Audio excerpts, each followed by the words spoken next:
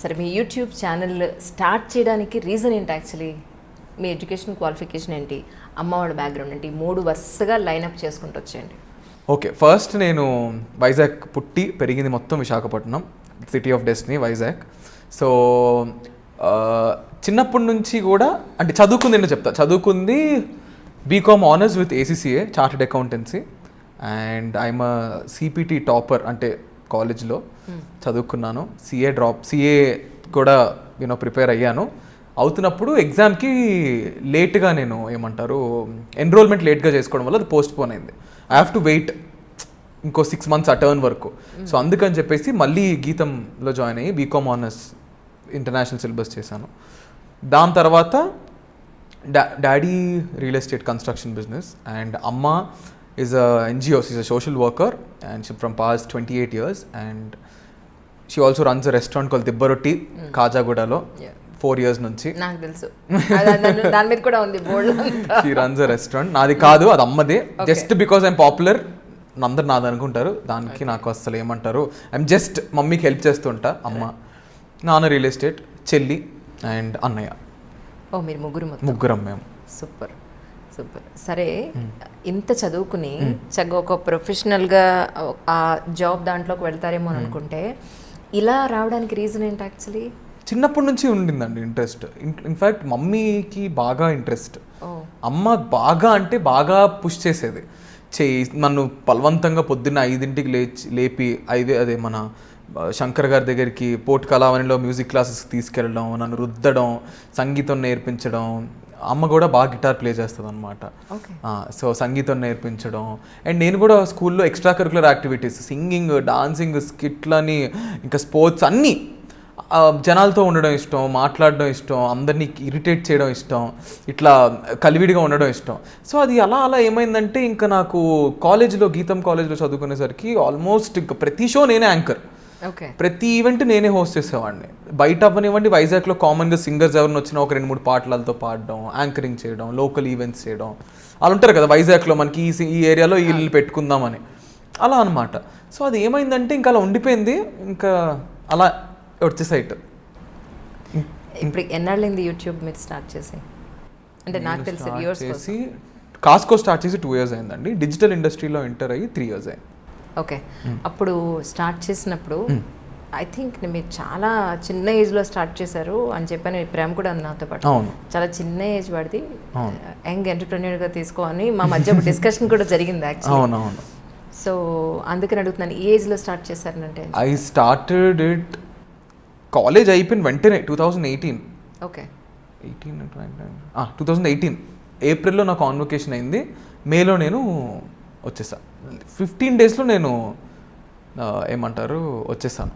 Resume తీసుకొని ఆఫీస్కి వెళ్ళి ఇలా ఇది వీడెవడో తెల్లగా బాగానే ఉన్నాడు, దేనికో దానికి పనికొస్తారని తీసుకున్నాను నన్ను.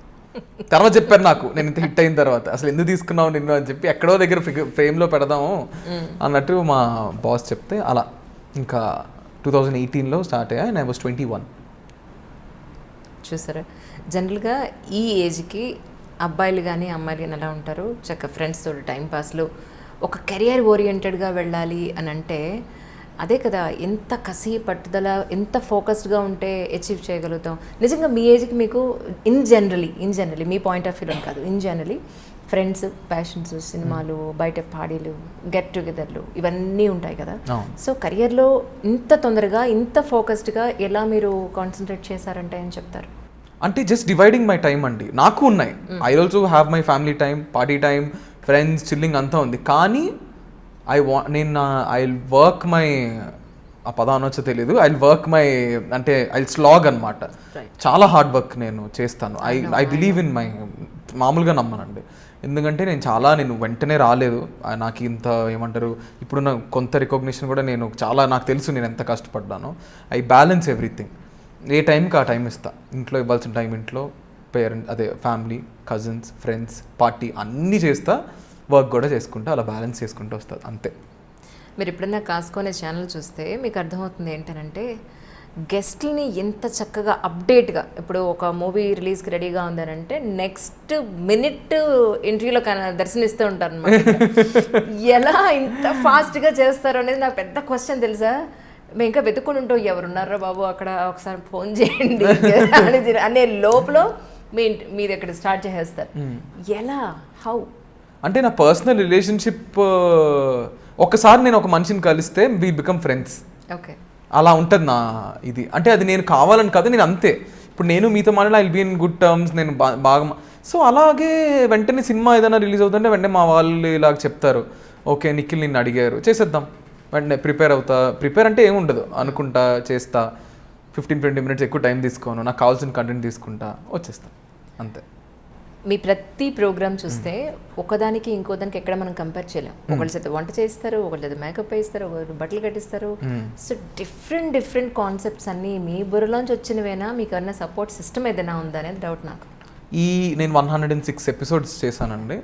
106 ఎపిసోడ్స్లో నేను ఏ ఎపిసోడ్ నాకు ఎవరు రాయలేదు. అవునా? ఏ ఎపిసోడ్ నేను ఎవరిని అడగలేదు. అంటే చిన్నవి నాకు జాన్వి అప్పుడప్పుడు బ్యాక్ దెన్ మహాతల్లి తెలుసు కదా మీ అందరికీ. సో అప్పుడప్పుడు తనకి ఏమైనా డౌట్స్ ఉంటే జాన్వి ఇలా అనుకున్నాను కాన్సెప్ట్, ఇలా మ్యూచువల్గా తను నాకు ఎవరు ఇలా ఉంది ఇలా అలా మాట్లాడుకుంటాం తప్ప నేనే మొత్తం చేసుకుంటా. అంటే creative part is completely mind. Okay, మొత్తం నేనే చేసుకుంటా. రైట్. మహాతల్లిలో ఎంట్రీ ఎలా అంటే, మహాతల్లితో అదో మంచి ఫన్నీ స్టోరీ. నేను హైదరాబాద్ వచ్చిన కొత్తలో నేను ఆఫీసుల చుట్టూ తిరిగా, యాజ్ యూజువల్ ప్రతి వాళ్ళు చేసే పనే, నీట్గా రెడీ అయ్యి స్మార్ట్గా ఆఫీసుల చుట్టూ తిరిగా. లేదండి ఇదండి అదండి ఏదో అంటున్నారు. అయిన తర్వాత ఒకరోజు ఏం చేశానంటే ఫేస్బుక్ ఓపెన్ చేసి మహాతల్లి అనే ఒక మహాతల్లికి దేత్తడి హారిక అప్పుడే స్టార్ట్ చేసింది. మహాతల్లికి ఒక మెసేజ్ పెట్టా, హాయ్ నేను నేను ఇంత చేశాను, నా పోర్ట్ఫోలియో ఇది, నాకు నీతో వర్క్ చేయాలని ఇంట్రెస్ట్ ఉంది, నీకు just let me know if there are any vacancies or possibilities as an intern or something. Okay. తను ఎందుకు ఆ మెసేజ్ చూసిందో తెలియదు, అసలు జనరల్గా ఫేస్బుక్కే ఓపెన్ చేయదు. నాకు నెక్స్ట్ డే రిప్లై వచ్చింది, hi Nikhil, you can come to Tamada office with your resume if you are fitting your or if your ఇది లెట్స్ డూ దిస్ అని చెప్పి అనింది. నెక్స్ట్ డే నేను నా రెజ్యూమే తయారు చేసుకుని వెళ్ళిపోయాను. ఓకే. మమ్మీ డాడీకి ఏం చెప్పాను, నేను ఇక్కడ నాకు నేను ఇంటర్న్షిప్ కింద జాయిన్ అవుతున్నాను, నన్ను దింపండి, ఫిల్మ్ నగర్లో ఆఫీస్ ఉందంటే దింపారు. మమ్మీ డాడీ అటు వెళ్తూ నన్ను దింపారు. దింపాను, డాడీ దింపారు, నన్ను దింపారు, వెళ్ళిపోయారు. నాకు ఆ కాలేజ్లో దింపినట్టు అనిపించింది. వెళ్ళిపోయిన తర్వాత వెళ్ళాను, మా హెచ్ఆర్ తీసుకుని ఎవరండి మీరు అన్నారు, నేను ఇలాగా మిమ్మల్ని ఎవరైనా రమ్మన్నారా అన్న, రమ్మనలేదు అన్న. అయితే మరి ఎందుకు వచ్చారు, మాకేం వేకెన్సీస్ లేవని ఇలా జాన్వి ఇలా చెప్పి, అవునా సరేలే చూద్దామని కూర్చోబెట్టారు. మా బాస్ వచ్చారు, వచ్చిన వెంటనే హెచ్ఆర్ పంపించింది, ఎవరో వచ్చారు చూడు చదివినట్టున్నారు, నన్ను పంపించారు కాల్, హాయ్ డూడ్ వాట్సాప్ మాట్లాడిన తర్వాత ఇలాగా సరే వచ్చేసి రేపటి నుంచి ఆఫీస్కి అన్నాడు. అంతే జరిగింది, ఇంకేం లేదు. నెక్స్ట్ డే జాన్వి ఆఫీస్కి వచ్చింది, జాన్వికి ఇలా వెళ్ళి కనిపించా, ఓ యూ గాట్ హైర్డ్, జాయిన్ అయిపోయావా. తర్వాత తనకి ఎవరు ఆర్టిస్ట్ రాలేదు, నా దాంట్లో చిన్న చేస్తావా అన్నది, అక్కడ స్టార్ట్ అయింది. మీ ఫస్ట్ ఎపిసోడ్ ఏదండి మహాతల్లిలో? దంషరాడ్స్ అని ఒక ఎపిసోడ్ ఉంది. ఓకే. దంషరాడ్స్ అని టైప్స్ ఆఫ్ దంషరాడ్స్, అదే మన దంషరాడ్స్ గేమ్ ఉంది కదా, ఎంతమంది ఎలా ఆడతారు టైప్స్ ఆఫ్ ఫ్రెండ్స్ అని, అందులో చేశా.